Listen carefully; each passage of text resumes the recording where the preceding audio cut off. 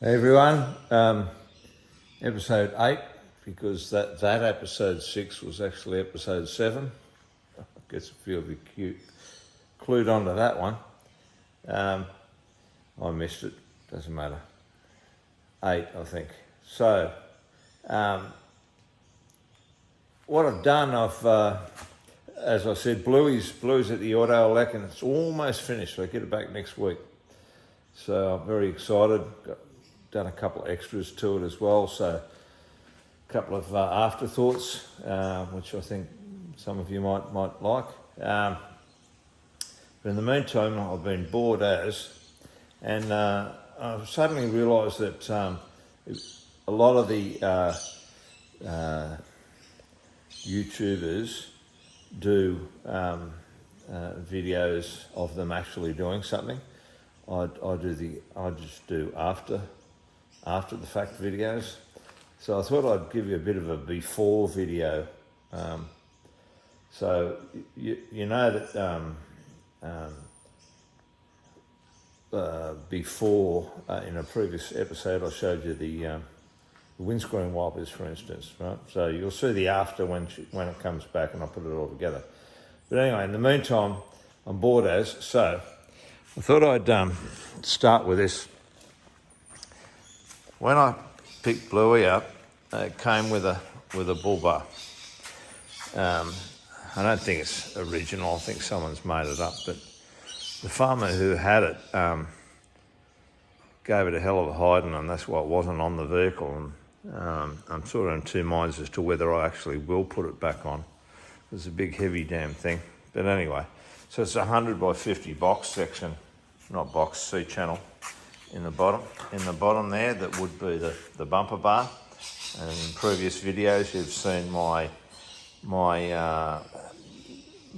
one I made, which is basically 80mm channel, 80mm there by 50. This is 100mm, and I think that's like 6mm thick or something. It's a chunky thing. But anyway, it's in a hell of a state. You can see that across the top, if you sight the top, you can see this bit here, from that support, it's kicked in the towards the car direction. Look at the centre rail, the same third section is kicked away from the car. And so is the big 100 by 50 section. It's been smacked forward of the car, so much so that it snapped the steel at the fixing point, which would have been where this is just a chunk of wood, would have been where the C channel, where the subframe came in, that it was bolted to. So that means they've smacked that forward in reverse. They've broken this bumper bar in reverse.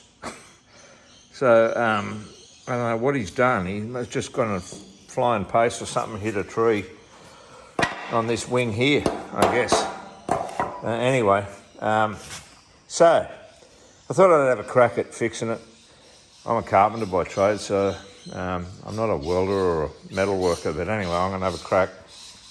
Started by cutting that channel there using my big Bertha, the big Makita 9 1/4.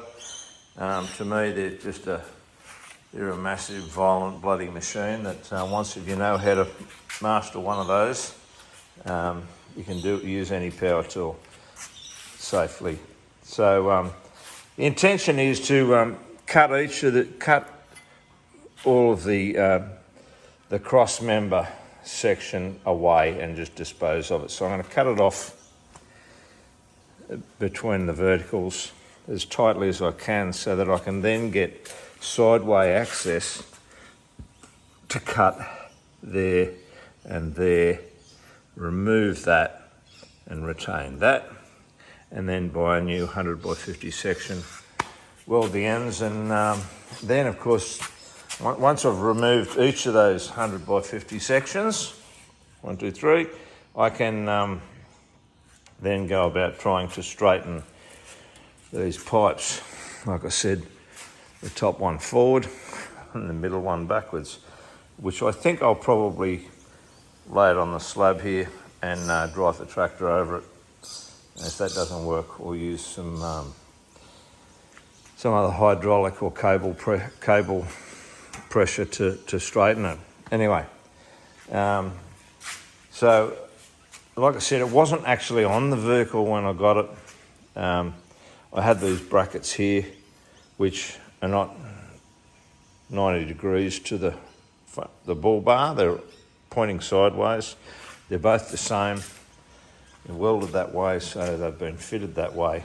And I'm not quite sure what they were bolted to. They must have had brush bars on the sides, I'm thinking.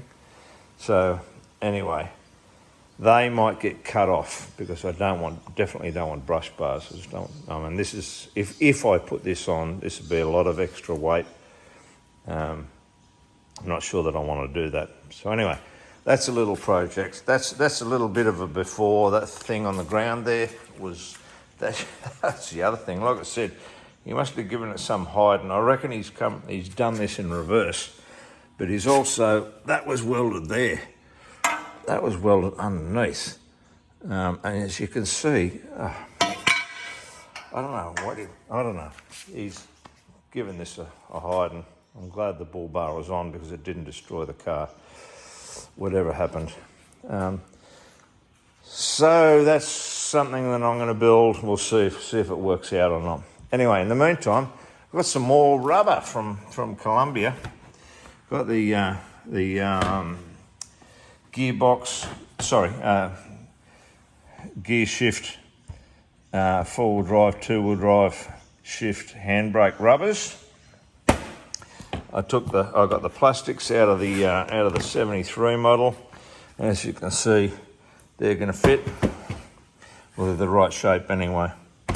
So that'll be something that'll be going on. You know about the windscreen wipers, the fruit box sides at the front of the cab. At the back of the cab, at the front of the sides. I was showing you the old-fashioned levered, turned down things that lock onto these, and I bought the wrong size ones. I think I've got the correct size ones now. So I'll put them on, and I've splashed out and got the leather look seat covers. Here's a tip too. You remember that the seat in the front of my G60, I've got no idea what it came out of. Maybe someone knows what that came out of and might tell me in the comments below. But as it turns out, many cars don't have anything other than bucket seats in the front, so you've got to go looking for the bench seat selections. This is apparently universal, and you'll notice that it's one piece. So for bench seats, you either get one piece rear, and this is front obviously, but anyway, with the 1/3, 2/3 combination of the more modern cars, or you get one piece. So you'd need to get a one piece if you've got a bench seat similar to mine, just a cheapie. I think that cost me $40. So if it doesn't work, so be it. But anyway, that's it. I have no more news other than to say that the G60 will be back next week, fully wired with new lights and all sorts of bits and pieces on it, and I'll cross back to you again with episode 9. All the best. Have fun with your G60. Bye.